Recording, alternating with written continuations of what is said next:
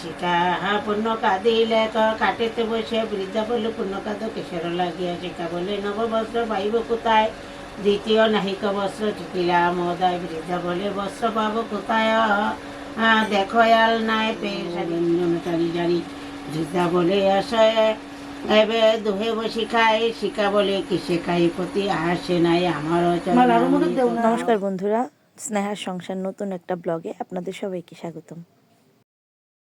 দেখেই হয়তো আপনারা বুঝতে পারছেন যে আমি কি নিয়ে ভিডিও করছি।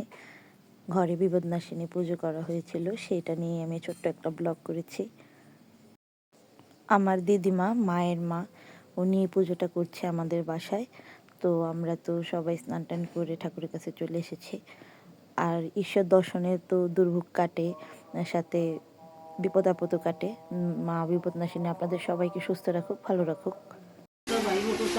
দ্বিতীয় নাহিক বস্ত্র ঠেকিলাম মহাদার বৃদ্ধা বলে বস্ত্র বাবু দেখো হল নাই পেয়ে ছাড়ি শিখা পুরি ঘুরিছে পাড়ায় সবে দিল ডালি চাল তরি তরকারি শিখা রাখে অন্ন ও ব্যঞ্জন সারি সারি বৃদ্ধা বলে আমার চল না মৃত খাও বৃদ্ধা বলে পতি লাগি বাদ বাড়ি রাখো কত হলে শিখা বলে অন্ন বান্ধব ঘরে কিছু নাই বাদ বাড়ি কিসে রাখি বলো মাছি মারা পাতা আনিবে দিতে পাশে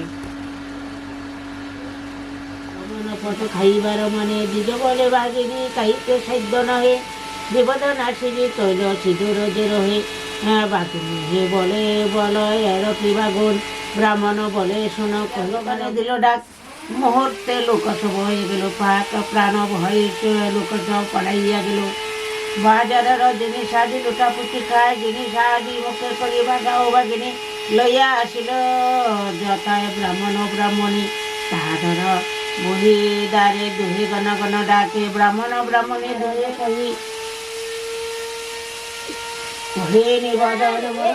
ভিডিওটার কিছু সাউন্ড আমি রাখার চেষ্টা করেছি, কারণ দিদিমা পাঁচালি পড়ছিল আর আমি এই স্মৃতিটা ধরে রাখতে চেয়েছি। এগুলোই তো স্মৃতি। আর সাইডে আপনারা যে কাঠের শব্দটা শুনতে পাচ্ছিলেন, সেটা হচ্ছে আমাদের বাসায় কাঠের কাজ হচ্ছিল। তো ওইগুলো সাউন্ড তো আমি আসলে চেঞ্জ করতে পারতাম না, তাই আমি ওইটা সহই দিয়েছি। কেউ কিছু মনে করবেন না। সোশ্যাল মিডিয়াতে এখন অনেক কন্টেন্ট ক্রিয়েটর আছে, কিন্তু কে কী জন্য তাদের পেজ চালাচ্ছে আমি জানি না, কিন্তু আমি চালাচ্ছি শুধুই আমার জীবনের স্মৃতিগুলো ধরার জন্য। আমি আমার স্মৃতিগুলো রেখে যেতে চাই। আমি চাই যে আমার জীবনে যে মানুষগুলো আছে বা আমার জীবনে যে ঘটে যাওয়া জিনিসগুলো আছে, তা যাতে আমি ভবিষ্যতে 5-10 বছর যদি ঈশ্বর আমাকে সুস্থ রাখে, তাহলে তারপরে যাতে আমি এগুলো নিয়ে বাঁচতে পারি। আমি আমার জীবনে ঘটে যাওয়া ভালো খারাপ সব ঘটনাই আপনাদের সাথে শেয়ার করব, আর আপনারা আমার সঙ্গী হবেন।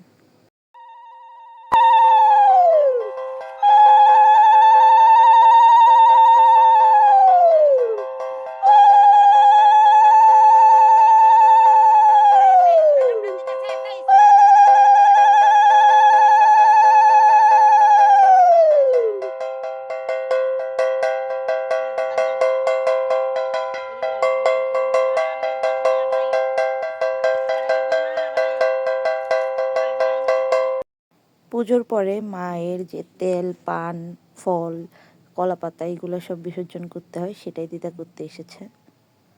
এখন যে পুকুরটা দেখতে পাচ্ছেন, এটা আমাদের নিজস্ব পুকুর।